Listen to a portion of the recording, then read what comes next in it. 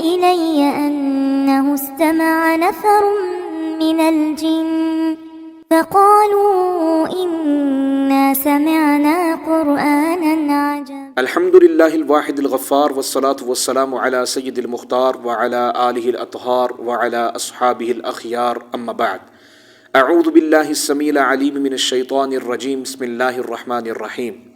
السلام علیکم ورحمۃ اللہ وبرکاتہ. میں ہوں قاری محمد اویس اور آپ دیکھ رہے ہیں میرا یوٹیوب چینل.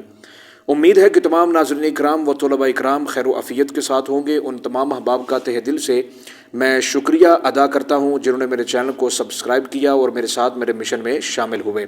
اور ساتھ ہی میں ان تمام بھائیوں، دوستوں، بزرگوں، ماؤں، بہنوں اور بیٹیوں کا بھی تہ دل سے میں شکر گزار ہوں، شکریہ ادا کرتا ہوں جو میرے لیکچرز کو سماعت کرتے ہیں اور ساتھ میں میری حوصلہ افزائی بھی کرتے ہیں. اللہ کریم سب کو اپنی بارگاہ عظیم سے جزائے خیر عطا فرمائے.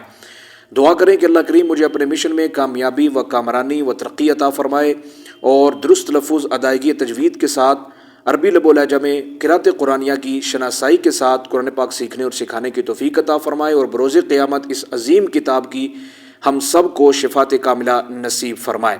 قرأت سبع و عشرہ کورس کا آج ہمارا لیسن نمبر 50 ہے. آج کے سبق میں ایک بھائی جان نے جو ہے وہ سوال کیا تھا کہ قاری صاحب جمع مرکب کی تعریف کریں اور پھر جمع مرکب میں جو ہے وہ آپ کوئی چھوٹی سی صورت جو ہے وہ سنائیں تاکہ ہم اس سے استفادہ حاصل کر سکیں. تو انشاءاللہ عزیز آج کے سبق میں جمع مرکب، جمع مروج یعنی جسے جمع عطف بھی کہتے ہیں، تمام تر تفصیلات آج کے سبق میں بیان ہوگی.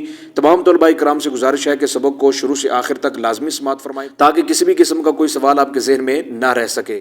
سبق شروع کرنے سے پہلے اگر آپ میرے چینل پر نیو ہیں تو جلدی سے میرے چینل کو سبسکرائب کر دیں، ساتھ میں دی گئی گھنٹی کے نشان کو بھی دبا دیجئے تاکہ آسانی کے ساتھ میری ہر نئی ویڈیو کو نوٹیفیکیشن آپ تک پہنچ سکے. تو آئیے سبق کا آغاز کرتے ہیں. واجب القدر ناظرین اکرام اور طلباء اکرام، سب سے پہلے تو ہمارے لیے یہ سمجھنا ضروری ہے کہ یہ جمع مرکب کا بالآخر یہ طریقہ نکالا کس نے، یہ ایجاد کس نے کیا، اس کا بانی کون ہے.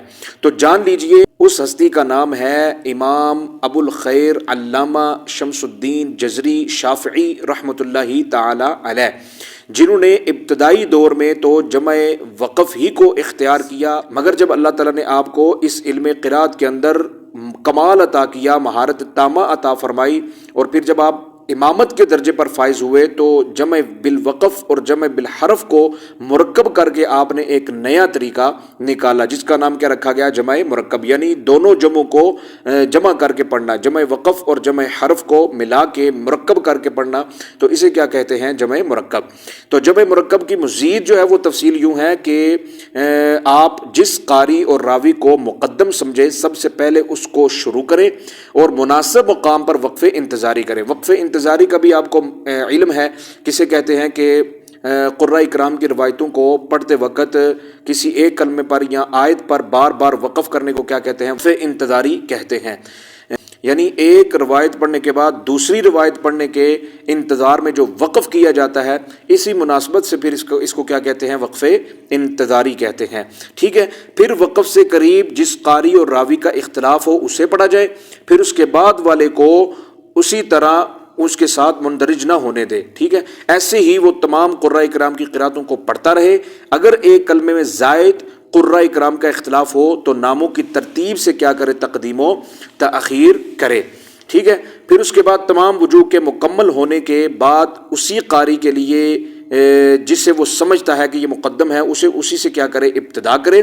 پھر اس طریقے میں پوری آیت پڑھنے کا حصہ جمع الوقف سے اور اقرب فالاقرب کے شریک کرنے کا جز جمع بالحرف سے لیا جائے تو اس کو کیا کہتے ہیں، جمع مرکب کہتے ہیں. اور جو قراء کرام کی پڑھنے کی ترتیب ہے وہ میں نے اپنے پچھلے لیکچرز کے اندر جو ہے وہ بیان فرما دی ہوئی ہے کہ سب سے پہلے جو ہے وہ جس طرح امام نافع مدنی ہیں تو ان کے راویوں سے کیا کیا جائے گا، شروع کیا جائے گا. یعنی جو جمہور قراء کرام کے نزدیک جو ترتیب ہے قراء سبعہ کی، وہی قراء کرام کی ترتیب کے ساتھ کیا جائے گا، روایات کو پڑھا جائے گا. پھر آگے کہتے ہیں جمع مروج، یعنی جمع عطف کسے کہتے ہیں.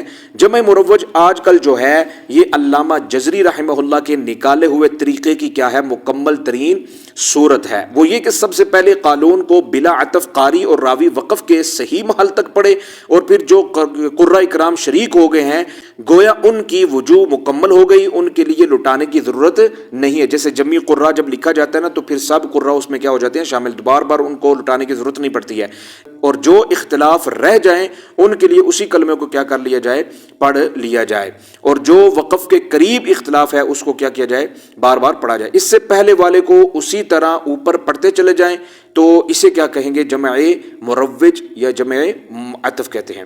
تمام وجوہ مکمل ہو جانے کے بعد پھر آگے وہ کیا کرے، امام قالون رحمت اللہ تعالی سے کیا کرے، شروع کرے۔ اور یہ بات نوٹ کر لیں جو آخر میں بیان کر رہا ہوں، وہ یہ ہے کہ جمع مرکب میں ہر اقرب کو پڑھنے کے لیے شروع آیت سے پڑھنا پڑتا ہے، ٹھیک ہے، اور جبکہ جمع مروج یا جمع عطف میں اقرب مع الوقف والے اختلافی کلمے ہی سے کیا کیا جاتا ہے، آخر تک پڑھا جاتا ہے۔ مطلب کیا ہوا کہ جو جمع مرکب ہوتا ہے اس کے لیے جو ہر اقرب کو یعنی جو قریب والا اختلاف ہے جس قراء کا، قاری کا، تو اسی کو کیا کیا جائے، شروع آیت سے آخر تک کیا کرے، بار بار پڑھے۔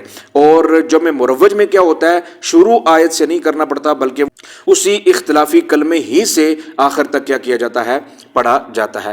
تو محترم ناظرین کرام، یہ تھا جمع مرکب، جمع عطف، جمع مروج کی تفصیل جو میں نے آپ کے سامنے رکھی ہے۔ کیونکہ وقت زیادہ ہو جاتا ہے اس لیے میں ساتھ میں مثالیں جو ہے وہ نہیں ذکر کر پاتا، تو یہ معذرت ہے میری آپ سے انشاءاللہ العزیز، کیونکہ میں چھوٹے سے چھوٹے لیکچر تیار کرنے کا عادی ہوں تاکہ جلدی کیا ہو جائے، سماعت بھی ہو جائے اور طلبہ کرام لکھ کے اسے یاد بھی کر لیں انشاءاللہ العزیز۔ اللہ رب العزت کے فضل و کرم و احسان کے ساتھ انشاءاللہ اگلا جو میرا لیکچر ہوگا وہ انشاءاللہ العزیز میں آپ کو اس کا لنک بھی جو ہے وہ اسی جو لیکچر یہ جو میں نے ابھی ریکارڈ کیا ہے اس سبق کے اندر جو ہے وہ میں ڈسکرپشن میں ڈال دوں گا تاکہ بآسانی آپ وہاں سے کیا کر سکیں، لنک کے اوپر جا کر اس تلاوت کو سماعت کر سکیں، جس میں بنہج جمع وقفی اور جمع حرفی کو مرکب کر کے پڑھا گیا ہوگا انشاءاللہ العزیز۔ اس کا لنک جو ہے وہ میں اس سبق کے ڈسکرپشن میں ڈال دوں گا۔